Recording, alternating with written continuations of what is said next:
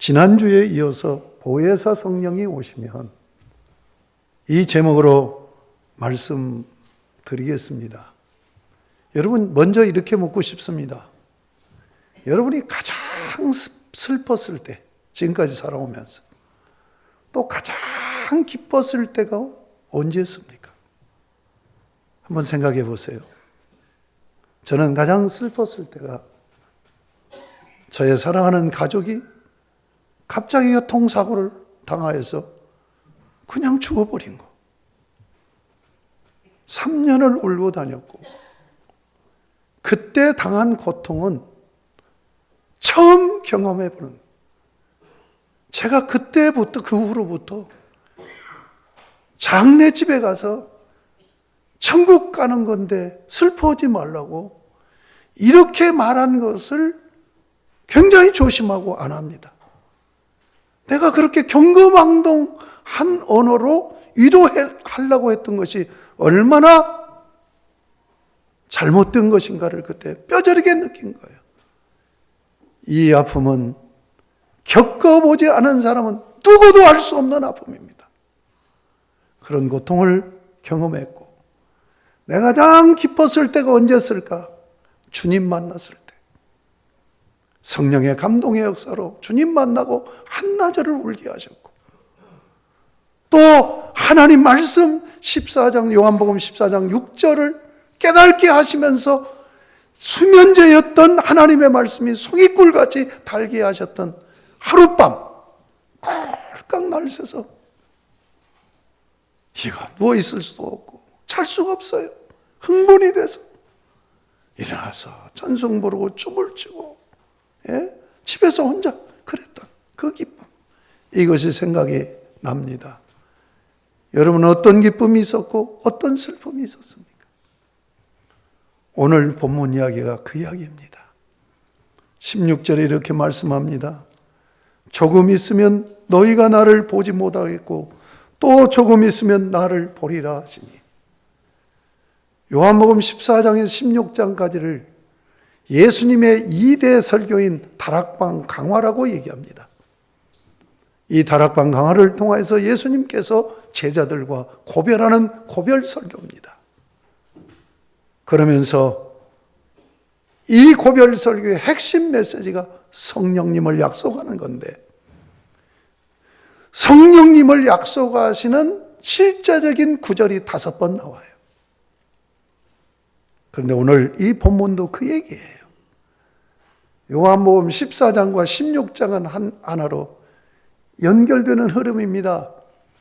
요한복음 14장은 어떤 어법이냐면 떠나가심과 다시 오심이에요. 떠나가신다는 얘기를 하시고 다시 오신다는 얘기를 해요. 그런데 오늘 16장에서는 조금 있으면 나를 보지 못하겠고 또 조금 있으면 나를 본다. 떠나간다, 다시 온다. 나를 보지 못한다, 볼 수 있다. 이 어법으로 전개되고 있어요. 여러분, 지금 12제자는요, 예수님을 메시아로 믿고 있는 거예요. 그런데 이 메시아는 구약 성경에 다윗 왕국 언약을 실현할 왕으로 오시는 거예요. 그렇기 때문에 왕으로 오실 메시아를 그때 당시는 유대인들은 다 기다리고 있어요. 근데 예수께서 오셔서 메시아인 것을 드러내십니다. 그래서 이 12제자들은 오직 그분이 왕으로 오신 메시아라는 이 믿음 하나로 자기의 모든 인생을 걸어버려요. 누가복음 5장에 보면 모든 것을 버려두고 예수를 쫓으니라. 그러니까 그 비전에 자기의 인생을 걸었어요. 다 정리했어요. 그리고 그분을 따랐어요. 그분이 이제는 자기가 기대했던 그분이 예루살렘 성에 입성하기 직전이에요. 예루살렘에 입성하면 왕으로 즉위할 것으로 기대하고 있어요. 그런데 분위기가 심상치 않아요. 왕으로 입성하면 이렇게 조각하자. 너는 이 일을 맡고 너는 이 일을 맡고, 그래서 우리 멋진 나라를 한번 세워보자. 이 얘기를 하실 줄 알았는데 전혀 다른 얘기, 아무런 얘기, 도대체 말이 안 되는 얘기, 떠나간다는 얘기를 해요. 보지 못한다는 얘기를 해요. 이게 얼마나 낙심이 되고 절망이 되고, 오직 바라보고 그분만 바라보고 인생을 걸었던 그들이 예수가 없어져 버리면, 예수를 다시 보지 못한다면, 왕은 거사하고 자기들 곁에 있지 않는다면, 내가 지금까지 결단하고 모든 것을 정리해버리고 당신을 쫓았는데 나는 뭐가 돼? 멘붕이 일어난 거예요. 그래서 17절에 제자 중에서 서로 말하되, 우리에게 말씀하신 바 조금 있으면 나를 보지 못하겠고 또 조금 있으면 나를 보리라 하시며 또 내가 아버지께로 가미라 하신 것이 무슨 말씀이냐? 그 분위기상으로 예수님에게 질문할 수가 없어요. 그래서 서로 소곤대는 거예요. 18절에 또 말하되 조금 있음이라 하신 말씀이 무슨 말씀이냐? 무엇을 말씀할지 알지 못하노라 하거늘. 도대체 받아들일 수 없는, 도대체 용납할 수 없는 지금 얘기를 하고 있는 거야. 그것을 아시고 주님이 말씀합니다. 19절에 예수께서 그 먹고자 함을 아시고 이르시되 내 말이 조금 있으면 나를 보지 못하겠고 또 조금 있으면 나를 보리라 함으로 서로 문의하느냐? 그러면서 20절에서 22절에 해산한 산모 이야기를 예로 듭니다.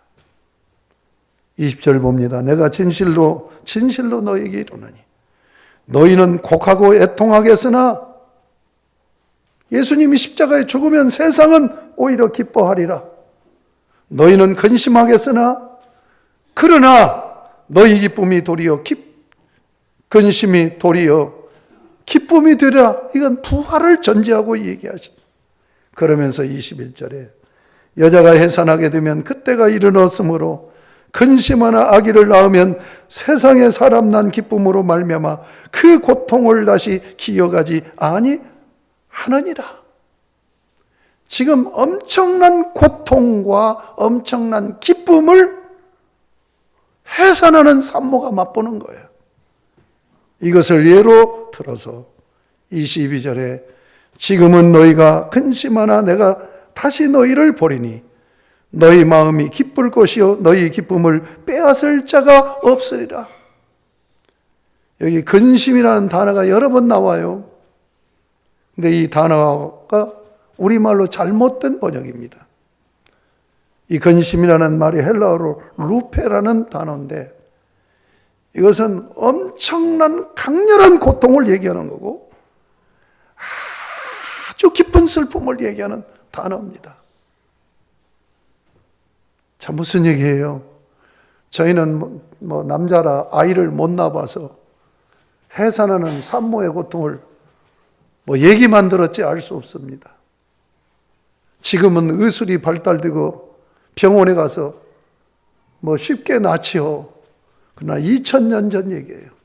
저희 어렸을 때만 해도 자식을 많이 낳는 이유가 뭐냐면 잃어버리니까. 다 살아나지 못하니까. 제 주변에는 열을 낳는데 2명만 건진 분이 계셔요. 애를 낳으러 들어가면서 벗어놓은 신을 내가 다시 애 낳고 이 신을 신고 나올까? 그러면서 들어간다고 그러잖아요. 힘을 주면서 애를 낳는데 애가 나오질 않아. 그래서 탈진을 하고 또 탈진을 하고. 말할 수 없는 고통. 다시는 이 고통을 경험하고 싶지 않은 이 고통. 그런데 애를 낳았어요. 그 고통 속에서 애를 낳았을 때 낳은 아이, 내 뱃속에서 낳은 아이를 보는 기쁨, 이 엄마의 기쁨, 이 엄마의 기쁨이 얼마나 크면 전에 받았던 이 고통을 깡그리 잃어버린단 말이에요. 그래서 또 낳고 또 낳고 또 낳고. 지금 이것을 얘기해야 돼요.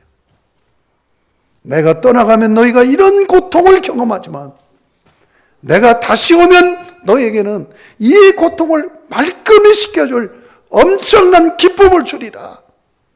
이렇게 약속하시는 거예요.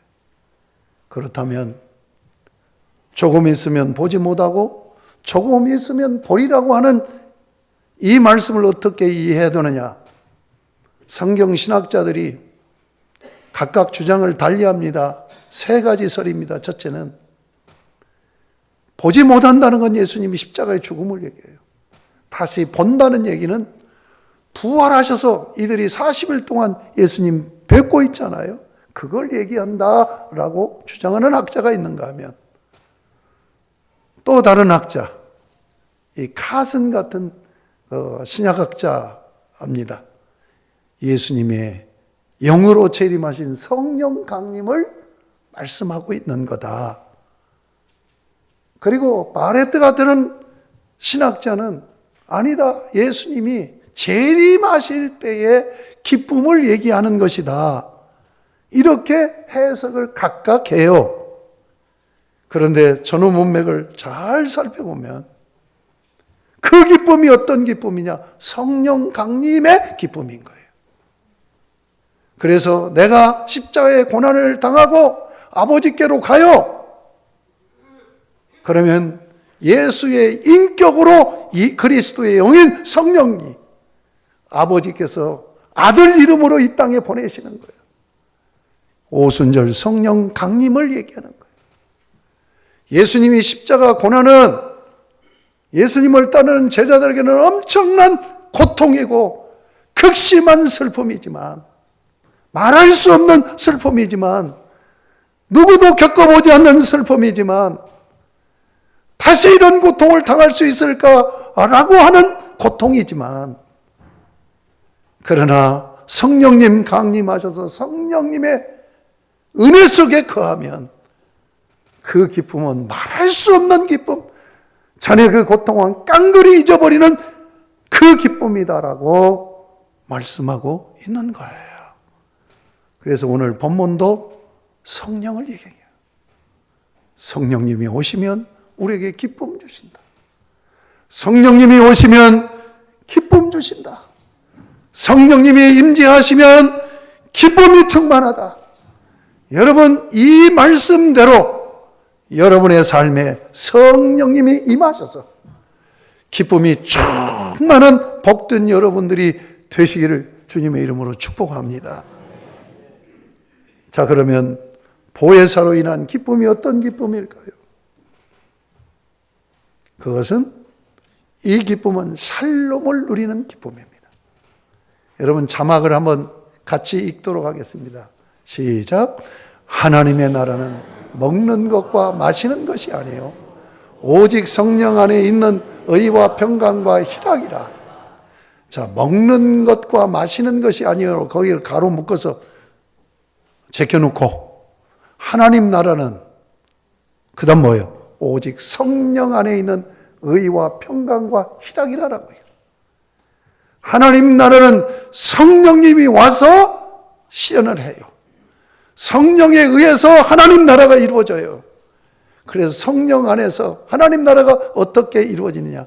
의로 이루어져요. 의로 통치되는, 하나님의 의로 통치돼요. 자, 이 의라는 개념이 재미있게도 두 가지 의미를 담고 있어요. 하나는 법정적 의, 하나는 관계적 의입니다. 그러니까 이 의라는 단어가 어떤 때는, 어떤 문장에서는 이건 법정적으로 의인이다, 죄인이다. 법적으로 의를, 하나님의 법을 어겼을 때 유죄, 법을 어기지 않았으면 무죄. 이게 법정적인 의예요. 또 하나의 의미는 관계적 의란 말이에요. 관계가 잘 이루어지는 거예요. 관계가 잘 이루어져. 하나님과 관계가 잘 이루어지고 이웃과 관계가 잘 이루어질 때 나타나는 열매가 뭐냐? 평강이에요. 평강. 이 평강이 샬롬입니다. 하나님이 주시는 모든 은혜의 복이에요. 여러분, 하나님과 바른 관계가 이루어지면 하나님께서 주신 모든 은혜의 복이 여러분의 것이 됩니다. 그것을 받을 때 누리는 이것이 희락이란 말이에요. 이게 기쁨이라는 얘기예요. 성령께서 오셔서 바른 관계를 맺어주시고 그리고 그 결과로 살림을 누리면서 누리는 기쁨, 그렇게 고통하면서 애를 낳은 엄마가 애를 품 안에 딱 안으면서 엄마가 되는 순간 그 엄청난 고통 싹 잊어버리고 기뻐하는 이 기쁨, 이것이 성령을 통해서 우리에게 주시는 샬롬의 기쁨인 것을 체험하시기 바랍니다. 자, 그러면 여기서 의가 뭐냐는 얘기예요. 관계적 의를 얘기했잖아요. 이것은 소통입니다. 소통. 여러분, 소통이 잘 돼야 돼요. 노포트 승희교회 김동호 목사가 결혼을 할 때 결혼 상대자 사목감을 하나님 앞에 구하는 기도가 오직 하나, 소통하는 여자 만나게 해주세요. 한번 생각해봐요. 한 생을 살면서 소통이 안 되고 불통이 돼봐. 그럼 불행한 인생이죠. 여러분, 소유가 넉넉하느냐 넉넉하지 않느냐는 소유의 개념이 아니에요. 그것보다도 훨씬 더 중요한 것은 소통입니다. 왜 그렇습니까? 인격적인 존재이니까 그래요. 인격적인 존재니까 소통이 안 되고는 못 살아요. 그래서 하나님을 모르는 아리스토텔레스도 인간은 사회적 동물이다, 소통하는 존재다. 여러분, 소통 잘 되십니까? 옆 사람 보고 한번 물어보세요. 대개가정 소통 잘 되십니까? 하고 물어보세요. 한번 물어봐요.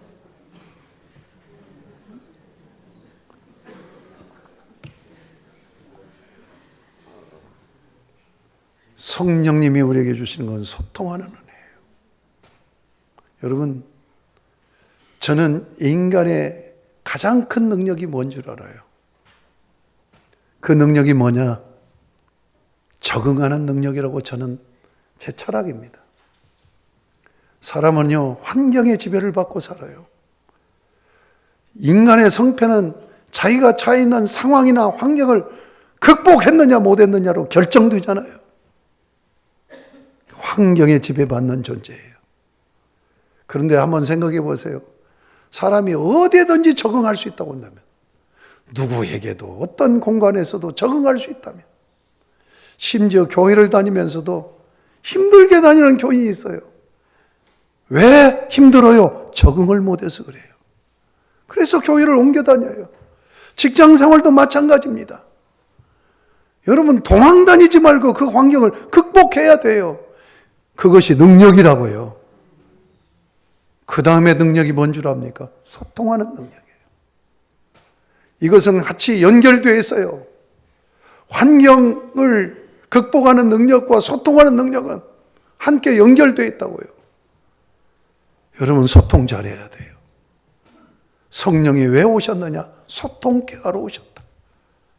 이것을 성령님 강림 사건, 사도행전 2장으로 돌아가서 성령님의 강림을 한번 살펴보도록 하겠습니다. 여러분, 사도행전 2장을 펴시기 바랍니다. 사도행전 2장 1절부터 13절까지가 오순절 성령 강림 사건입니다.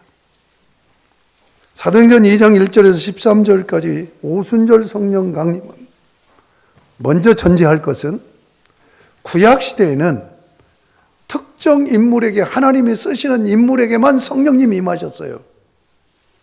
그런데 오순절 성령 강림 이후 성령께서는 하나님이 쓰시든 안 쓰시든 예수 믿는 모든 사람에게 동일하게 임재하십니다.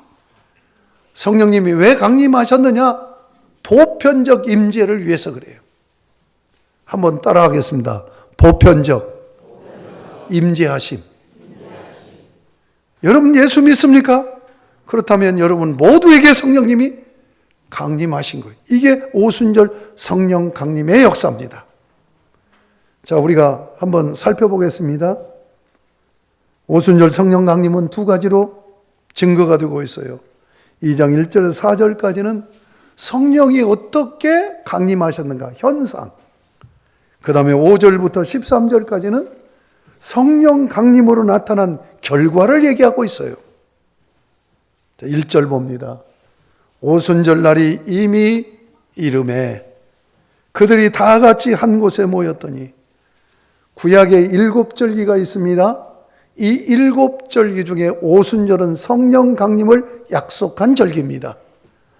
약속한 그 말씀대로 오순절 날이 이미 이름에 그들이 다 같이 한 곳에 모였어요. 성령 강림을 준비하는 거예요. 모여서 뭘 합니까? 기도로 준비하고 있습니다. 2절, 3절에 현상이 나타납니다. 2절 보세요. 호련히 하늘로부터 급하고 강한 바람 같은 소리가 있어 그들이 앉은 온 집에 가득하였다. 성령님이 어떻게 임했어요? 급하고 강한 바람 같은 소리가 호련히, 이 있어라고 하는 번역도 문제가 있죠. 소리가 어떻게 있습니까? 소리가 들린 거죠. 그렇죠? 소리가 들리잖아요. 귀로 들리잖아요. 청각 기능의 현상입니다. 급하고 강한 바람 같은 소리라고 표현한 것이 뭡니까? 이것은 지금 오순절 성령 강림이 지금 호련히 급속히 실현되고 있는 거죠. 강한 바람은 뭡니까? 성령의 강력한 능력의 역사. 이것이 하나님의 임재의 현상이에요. 소리가 있어 그들이 앉은 온 집에 가득하며. 여러분, 소리입니다. 소리. 귀로 들리는 소리예요. 온 집에 가득했습니다. 그래서 청입니다. 청. 그 다음에 3절 보세요. 마치 불의 혀처럼 갈라지는 것들이 그들에게 보여 각 사람 위에 하나씩 임하여 있더니. 3절은 시각입니다. 눈으로 보았습니다. 뭐가 보였어요? 마치 불의 혀처럼 갈라지는 것들이 그들에게 보였습니다. 사실 이 구절 이해가 됩니까? 혀가 갈라지는 거 보셨습니까? 여러분, 이 말씀이 이미지로 떠오릅니까? 제가 어느 교회에서 어디 가서 집회를 하면서 이 얘기를 하니까 봤어요.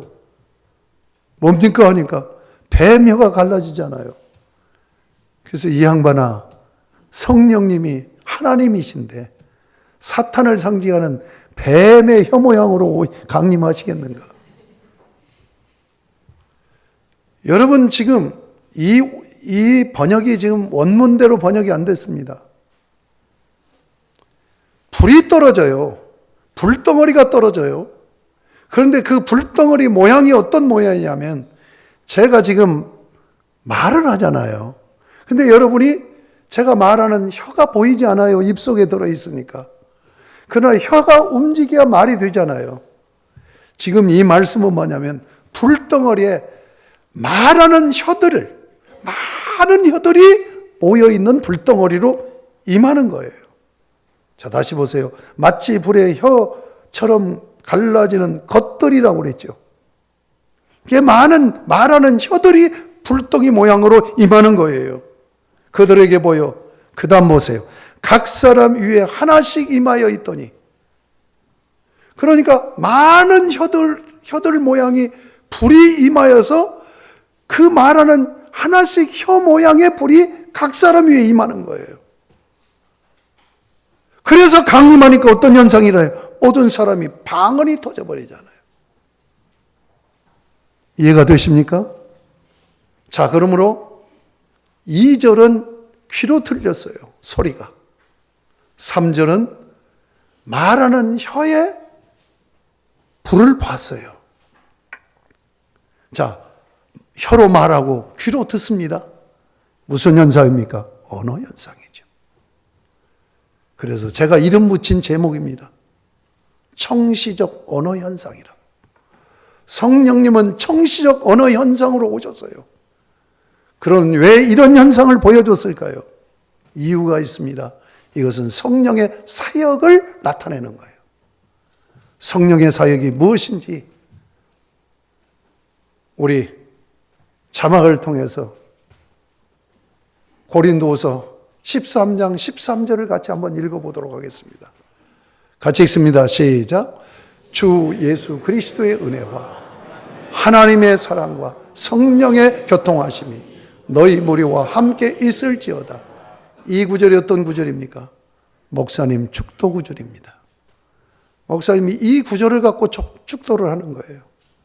그런데 많은 목사님들이 지금 성령의 사역을 나타내는 이 단어만 얘기하잖아요. 많이 붙여요. 그러니까 헷갈리는 거예요. 저는 이 사실을 알고 이대로 축도를 합니다. 성령의 사역은 뭡니까? 소통시키는 사역이에요. 성령은 교통시키는 사역이에요. 여러분, 대통령이 돼서 세 가지 문제만 해결하면은 영웅이 됩니다. 부동산 문제, 교통 문제, 그리고 미세먼지 문제. 전에는 두 가지였는데 이제 하나가 더 추가된 거예요. 그렇지 않습니까? 여러분, 교통 문제가 해결이 쉽지 않아요. 교통이 막히면 안 되잖아요. 우리는 인격적인 존재입니다. 소통이 막히면 안 돼요. 아시겠습니까?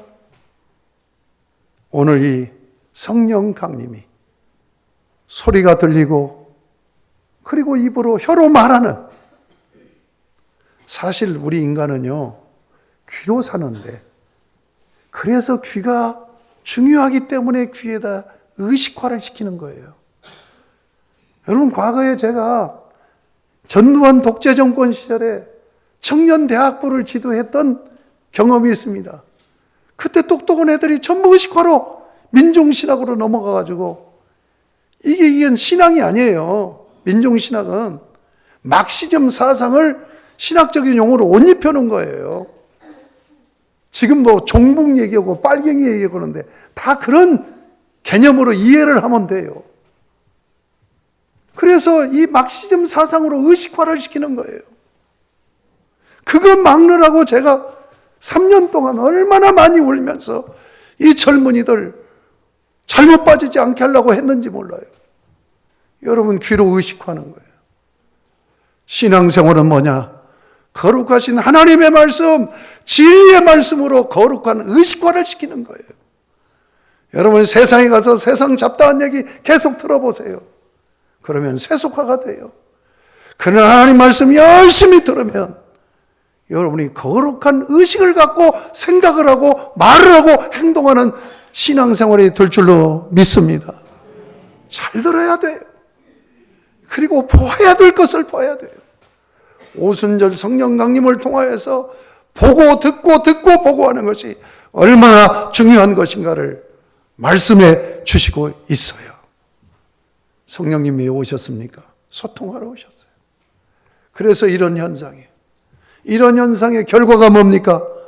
방언 통역의 역사가 일어나.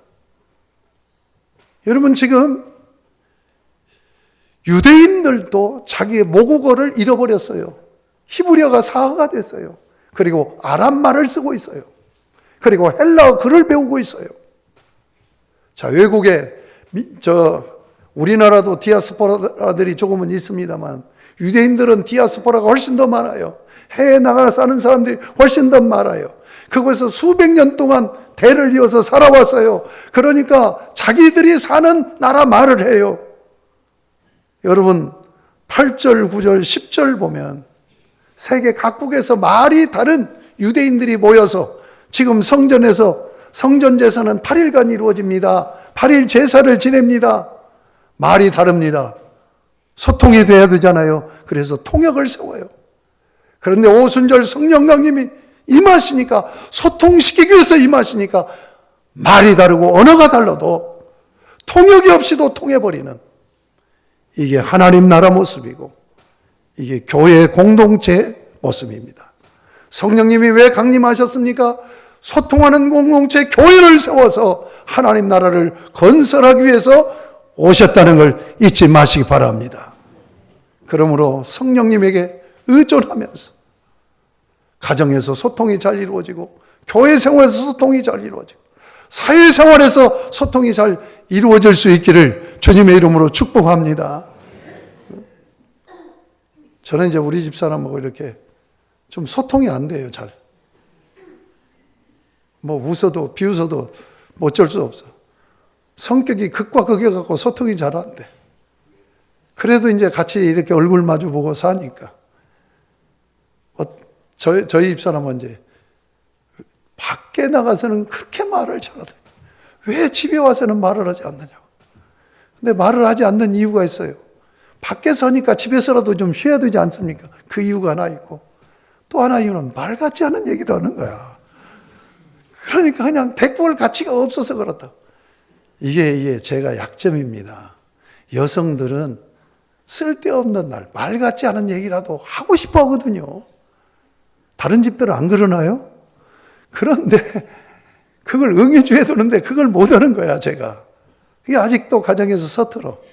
그래서 소통이 잘 안 되는데 마음에 사모가 이뻐 보일 때가 있어요. 여러분 옆모습 한번 보세요. 진짜 이쁩니다, 우리 사모. 이 볼 때 저는 하는 그 애정 표현이 귀를 잡아요, 귀를. 그럼 왜 귀 잡냐고 이제 잡아다니면 이제 귀 잡아다닌다고 뭐 아프다고 이제 그러고 그러는데, 그래, 그게 제가 이제 소통하는 표현을 하는데 요즘은 조금 그것을 알아차리는 것 같더라고. 예, 그래서, 나를 이뻐할 때 귀를 잡는구나 하는 걸 눈치챈 것 같아. 어쨌든 가정에서 소통 잘 하시기 바랍니다. 소통 잘 하십니까? 교회 생활에서 소통 잘 하세요. 교회는 성령님이 오셔서 소통하는 공동체. 그래서 교회 생활을 한마디로 딱 정리할 때, 뭐 예배니 뭐니 이 얘기가 아니에요. 코이노니아입니다. 교제입니다. 교제하는 공동체가 교회 공동체라는 걸 잊지 마세요. 제가 조용히 호소도 하고 경고도 하겠습니다. 주일날 와서 예배드리고 옆 사람도 안 쳐다보고 나가는 사람들 조심하시기 바랍니다. 성령님이 오신 이유는 서로 소통하라고 하는 거야. 제가요 52주 1년 52주를 두르고 나가고 나갈 때는 반드시 저거 악수하면서 나가잖아요. 얼굴을 얼마나 많이 25년 동안 1년에 52주니까 한번 곱아봐. 나 잘 계산을 못 하겠네. 그렇게 여러분의 얼굴을 쳐다보고 제가 교제를 하고 소통하기를 원해요. 제가 이 시간에 좀 부탁합니다.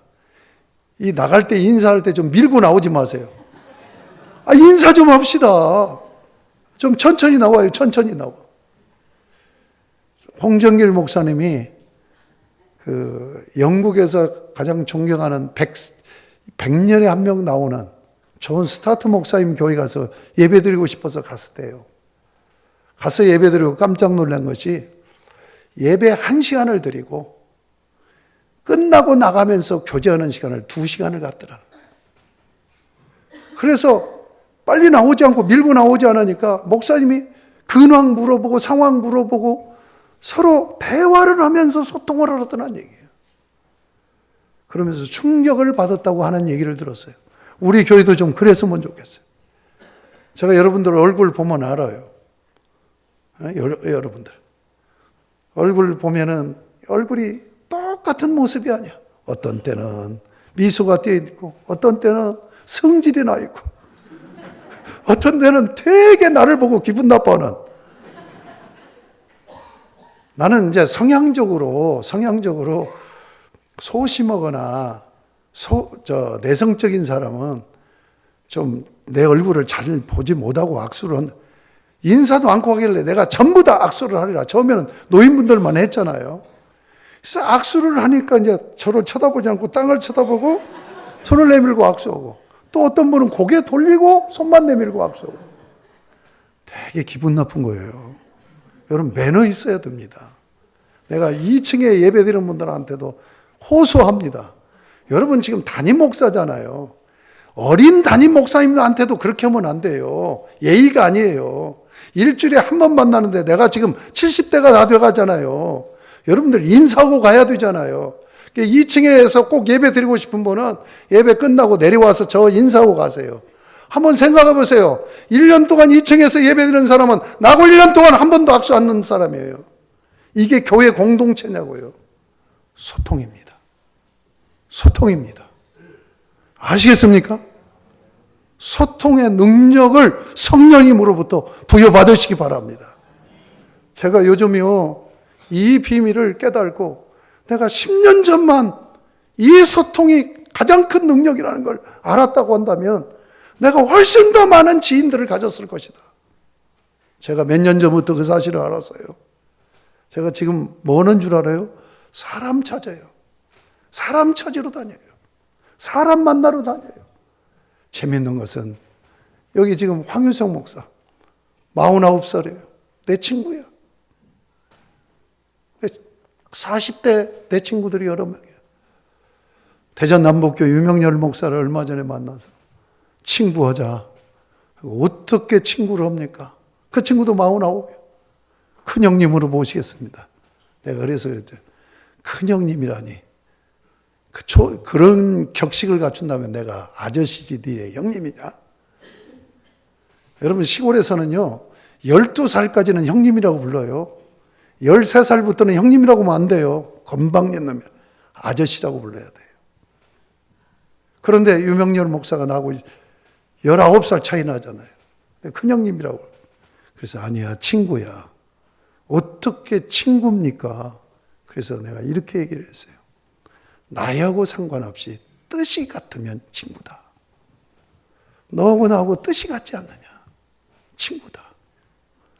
여러분 제가 소통하는 능력을 귀히 여기고 주님에게 의지하면서 만나서 처음 만나는 사람 2번 만나면 다 친구가 되는 거예요.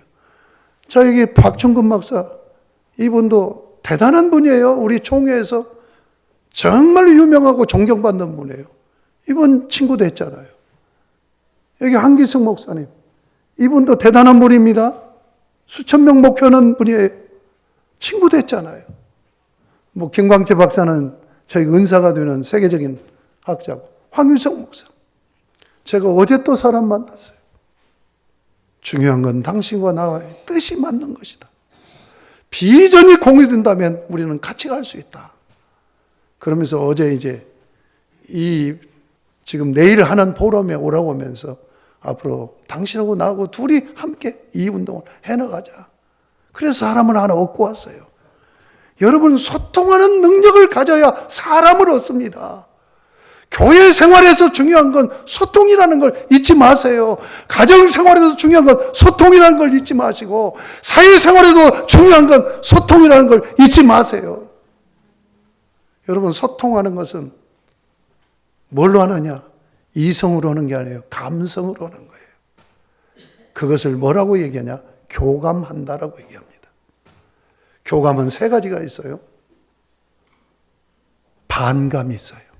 감정적으로 저 사람에게 화가 나는 거예요. 그 다음에 동감이 있습니다. 동감. 한번 이거 중요하니까 따라하세요. 반감. 반감이 생기면 싸워요. 2번째는 한번 따라합시다. 동감. 동의가 돼. 감정적으로 동의가 돼. 내가 네 감정에 공감은 안 되지만 동의는 할 수 있어. 이게 동감이야. 마지막이 뭐냐? 한번 따라합시다. 뭘까요? 공감입니다. 공감. 감정을 서로 느껴주는 거예요. 깊이 느껴주면 깊은 관계가 되어집니다.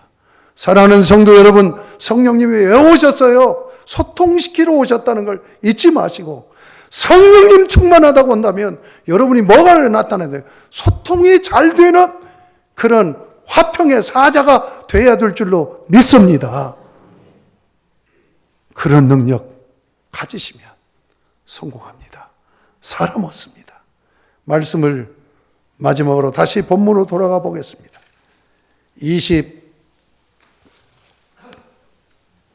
23절에서 24절 말씀. 하나님과 소통이 이루어졌을 때 나타나는 현상이 뭐냐? 기도 응답의 역사입니다.